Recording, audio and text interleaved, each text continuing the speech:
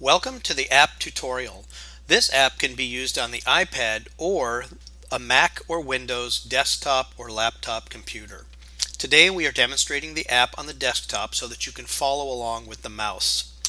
First, from the home page, you can navigate to all segments of the app. You will see that you can view styles, textiles and trims, the price list, wood, metal, stone and nails, the design board, the setup screen, and a new window. Down on the bottom, if you'd like, you can visit our most recent market presentation. Here we have our contacts, which is a list of the sales reps for the company, and then here is a link to the company's website. But let's start off with the setup screen this morning. We click on setup, and here is where you enter in your company's information. The company name, your email address, and your cell number. Also, the app has the capability of private labeling. If you do not wish to use the company's name and you would like to use your own name, you can do so here. You can even put in a logo, and if you decide you're going to do this, you can click on this yes box, come back to home, and you will see that it is showing up here on the screen. If you change your mind and you want to go back, you just uncheck it, and then you're back here with the company's name and logo. So we're going to go to the next section, which is styles, and here we can view all of our styles in alphabetical order. But you have the capability of searching two different ways. If you know the style that you're looking for, you can click on it, and if you decide that you'd like to search by category and see all of our, say, beds, you can click on that, and here is all of our beds. So we are going to go back now to all of the thumbnails. We're going to click show all, and here's what we're going to do now. If you want to see a larger image, you can either click on the image itself or you can click the photo button. Here you can copy the image to the clipboard for use in another application if you're using the desktop or laptop computer. Then we can come back to the thumbnail. From here we can click on schematic if we'd like to see the schematic of this particular style, and this shows the schematic, and you have the capability of emailing the schematic or going back to photos or going back to the thumbnails. And here we have the same situation but with the price list. This is the suggested retail price list. And now we're going to come back to the thumbnails, and I wanted to show you this gray bar here. This is essentially going to create a catalog that you would like to show your customer. And there's a few different ways of doing this, and we're going to start with the presentation version. So now let's just say your client says, I am interested in a sofa and a chair. And what you're going to do is you're going to come over here to our sofas, and you're going to select, let's just say we're going to select this Antonio sofa. So I'm going to put the number 1 in there. And let's just say I want to show a chair with that Antonio, and let's say we want to go ahead and use this guy. So I'm going to put like 1.1, it could be 1.2, 1.5, and you'll see why in just a little bit. Then I'm going to come back and I'm going to pick out another sofa, and actually you can pick all of the sofas at the same time and then whatever the chairs are. But let's just give her the opportunity to take this one. I'm going to call this one number 3, and then we're going to go find a chair that we would like to show with it, and let's just say we're going to do this one and we'll call this 3.1.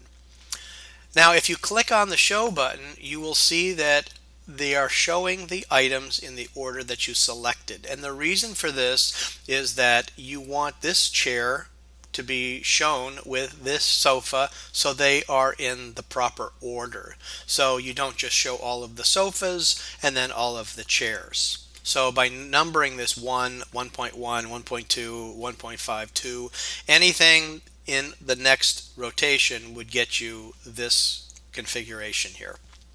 So now your customer comes in and you're going to show this to her. So she's going to look at this and say, you know what, I really like this one and I really like this one. I'm not so crazy about the others. So what she has selected, and I'm going to put a little check mark in here, And because what we're going to actually do now is create a catalog. And so I've checked those. Still left the other checked. It doesn't really matter if you uncheck them or not. But we're going to click on the catalog portion, and now we are going to click show, and now it's just these two items. Then we are going to email her these photos, and you will see them right here, and we will fill out the information and send them off, and it creates a little catalog for her to show anybody that she wants to show. And from here, you can also email the schematics by clicking here and clicking email schematics. Same thing with the price list if you choose to do so. If you choose that you like to print the photos, you can click on the print photo button, and here we can view it in a PDF, and you'll see it here. Now what we are going to do is we are going to go to the next segment and look at textiles and trims. So I'm clicking that button, and we're going to go to the fabric photos. Now this is showing all of our fabrics in the line in alphabetical order again. However, if you know the pattern that you are looking for, you can come down here, you can type it in, and here is Encore. These are all of the colors that are available in Encore. It also shows the body grade as well as the pillow grade. However, if you don't know what you're looking for, then what we can do is we can come over here and we can click, say we're looking for aqua teal fabrics. So I'll click here, and these are all of the aqua and teal fabrics in the line. But say you wanted to narrow it down a little bit more, and we're going to come over here to type, and let's say you wanted a chenille. So now we have our aqua teal chenilles.